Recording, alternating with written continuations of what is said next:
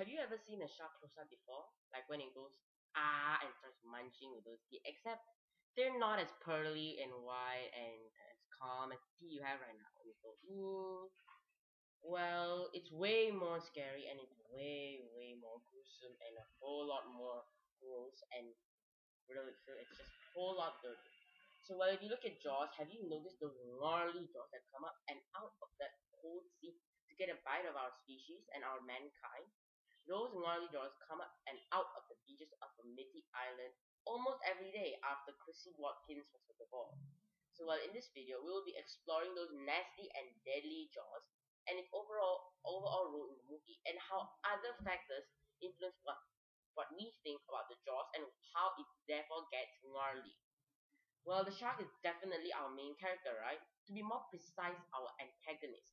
With the protagonist technically being the hunters and the sub-protagonists being the residents of Amity Island, like ordinary people like me that may have lived on the island. So we will be focusing on three different aspects this time. Sound, the damage that the shark did, and the camera shots that were used on it, and also the reaction of other people that were somehow related to the shark, and how this influenced how we thought about those jaws. So while in the music, the soundtrack makes the creature that we do not see at first, as we do not see it in Chrissy's attack, at first a little scary. We do not see what's going on, and all we hear is a very calm and peaceful sound, and we see the low shot from the bottom of the sea showing Chrissy swimming. Because the soundtrack, and when it comes to Alex, we also haven't seen it yet until Alex is attacked. And so the soundtrack makes the creature that we do not see at first a little bit scary.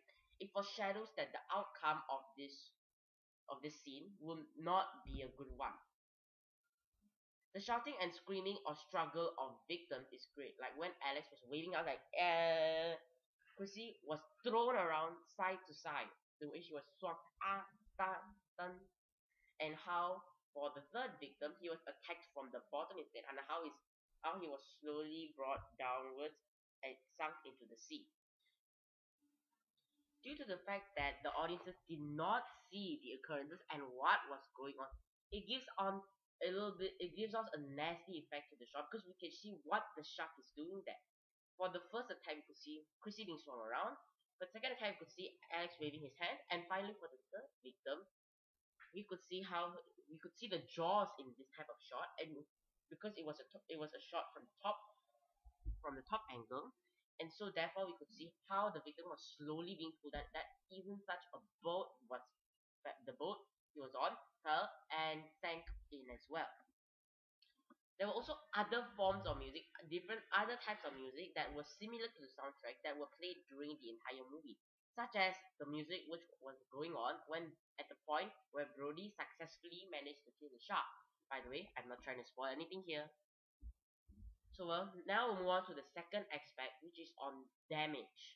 So well, there are many things that the shark definitely did to our victims, but if you may have noticed clearly, Alex's lilo or the yellow thing that he was floating on and was swimming like that was literally ripped apart. You could see holes in it. You could see even the blood seeped into it, and you could see how the waves pushed it on into the shoreline.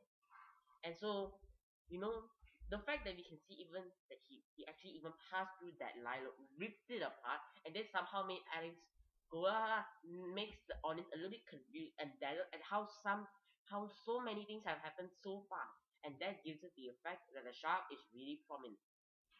The way the shark swung Chrissy around is also really important because this shows how the shark doesn't immediately kill his victim but makes them struggle a little bit. This is also proven when Quint is devoured and Brody is nearly killed and devoured as well. And for the third attack, the way we see a close up on the third victim's leg, that big chunk of leg there, fall onto the sea and to the sand part, and when it falls down, it's just really scary as only that part of the leg is detached and nothing else. So from this, the audience starts to conclude that the shark can actually rip apart the boat, can rip apart the body, and it has jaws that are sharp enough to chew through our flesh.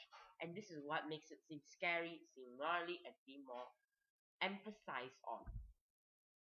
So moving to the reactions of others, there were quite a few characters, including Alex, Brody, and Hooper, that showed that it was bad. So, first of all, Alex's mom was so dazzled. There were so many things going on that even Alex's mom, at the end of the second attack, was so confused and bewildered at the fact that the son has just died and gone missing, and at the fact that he has been killed like that.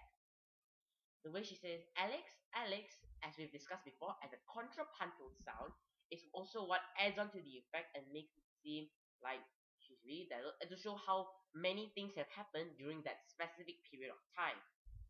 Brody and Hooper were desperately trying to convince Melee to shut out the beaches after Hooper managed to discover that fake face pop out from above to underneath him that actually also scared the audience. So the fact that even Hooper is scared that he drops the flashlight and quickly swims out of sea shows how even someone that's familiar with the ocean is scared. And therefore, this gives us a scary fact that, oh, even an expert is scared. How about ordinary people that are going swimming, and especially people that can't swim, never swum before in the ocean, like Brody himself. So another point is, of course, Hooper's experiences at sea, as we've discussed just now, and also Brody witnessing all of the attacks one by one. And also the fact that Brody's son is involved in the third attack and was unconscious. The fact that Brody was the one that knew about the first attack, and how he also managed to look at and warn the people on the beaches at that time about Alex's attack, and the fact how he also managed to catch a glimpse of the third attack as he tried to stop it from happening again, and how he also goes like, hey, get off the beach, shouting, go, ah, and all those types of emotions and feelings are the ones that show that it's really scary, that it has scared Brody so much, no matter whether someone has gone swimming before, seen it before, or not.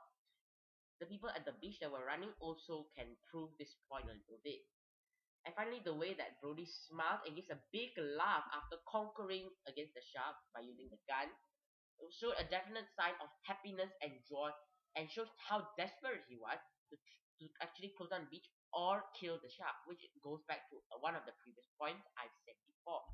And that the fact it also shows that how prominent everything is, and the fact that the camera after Brody has killed it shows a big swarm of red blood in the sea, shows how big that shark actually is. And so this is what basically overall makes the Jaws that prominent and scary.